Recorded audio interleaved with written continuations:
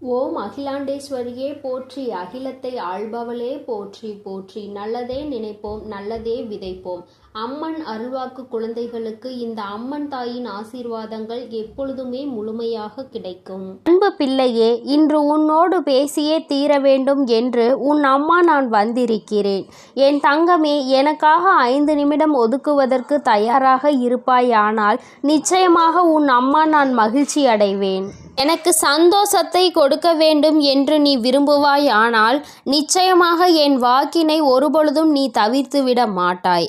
என் தங்கமே, சந்தர்ப்ப சூழ்நிலைகள் உன்னை கேட்க விடாமல் செய்தால் அதற்காக நீ வருந்த வேண்டாம். உன்னுடைய மனதில் இருக்கின்ற எண்ணங்கள் என்னவென்பதை உன் தாயானவள் என்னால் நிச்சயமாக புரிந்து கொள்ள முடியும். அதனால் நீ கேட்கவில்லை என்பதற்காக அம்மா உன் மீது கோபப்பட்டு விடுவாளோ அல்லது நமக்கு அன்பு இல்லை என்று சந்தேகப்பட்டு விடுவாளோ என்று ஒருபொழுதும் நீ நினைக்க வேண்டாம். நான் உன்னுடைய அம்மா என்பதை ஒரு நாளும் மறக்காதே.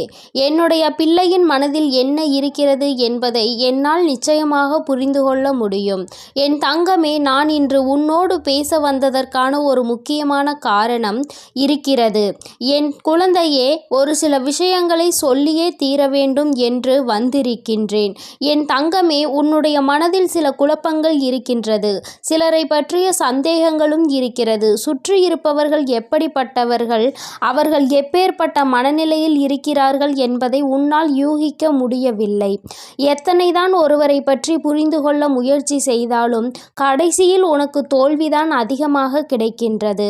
நாம் அப்படி அல்லவா நினைத்தோம், ஆனால் இவர்கள் ஏன் இப்படி இருக்கிறார்கள் என்று நீ எண்ணுகின்ற அளவிற்கு தான் ஒவ்வொருவரும் உன்னிடத்தில் நடந்து கொள்கிறார்கள்.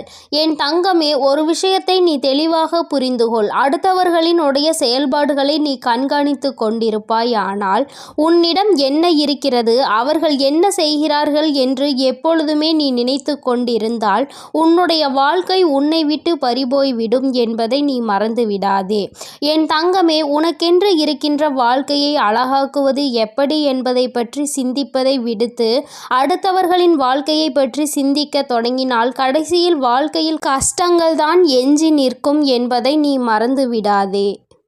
நான் உன் வாழ்க்கையின் மீது அதிக அக்கறை கொண்டவள் என்பதனை நீ உணர்வாய். ஆனால் நிச்சயமாக இனிமேலாவது இந்த வாழ்க்கையை எப்படி நல்லபடியாக சந்தோஷமாக எதிர்கொள்ள வேண்டும் என்பதை நீ புரிந்து கொள்வாய். என் தங்கமே, ஒவ்வொரு நாளும் நீ உன் மனதில் உள்ள எண்ணங்களை வெளிப்படுத்த முடியாமல், நீ மற்றவர்களிடம் எதை சொல்ல முடியாமல் தெய்வத்திடம் வந்து சொல்கிறாயோ, இதுவே உனக்கு கிடைத்த மிகப்பெரிய வெற்றிதான்.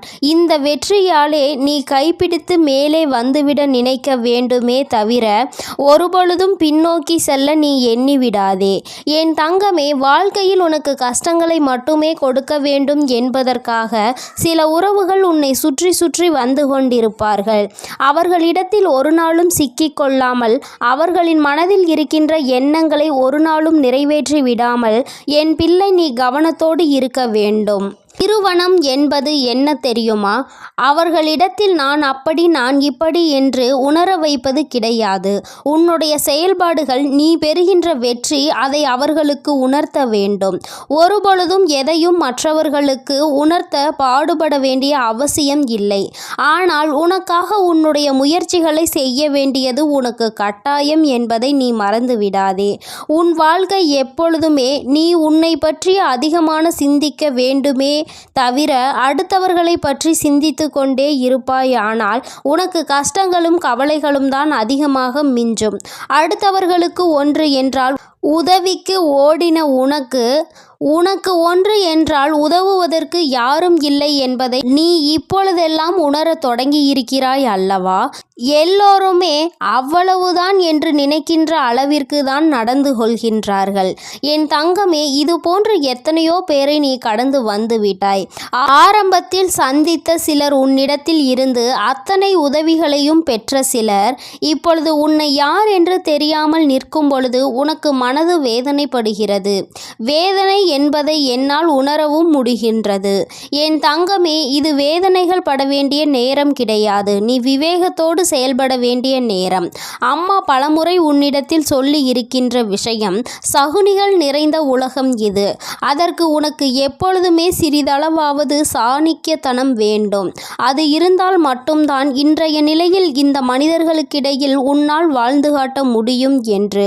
என் தங்கமே, வாழ்ந்து காட்ட வேண்டிய கட்டாயம் உனக்கு இருக்கிறது. ஏனென்றால் உனக்கு இந்த வாழ்க்கையின் மீது அதிக அன்பு இருக்கிறது.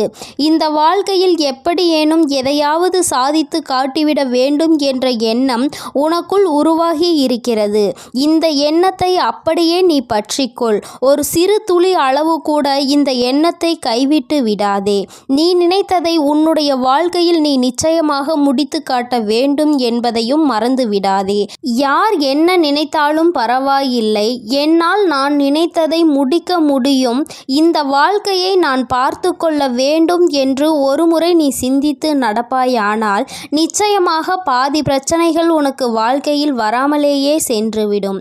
பிரச்சனைகளை உருவாக்குகின்றவர்கள் உடன் இருக்கும் பொழுது நீ அதிலிருந்து தப்பித்து செல்வது என்பது சற்று கடினம்தான். ஆனால் உடன் இருப்பவர்களில் யார் எப்படிப்பட்டவர்கள் என்பதை பிரித்தறியக்கூடிய தன்மை உனக்குள் இருக்கின்றது என்பதையும் நீ மறந்துவிடக்கூடாது. என் தங்கமே, இன்று நீ வேதனைப்பட்ட ஒரு விஷயம் நாளை உனக்கு அந்த வேதனைகளே இல்லாமல் சந்தோஷத்தை மீண்டும் கொடுத்துவிடும்.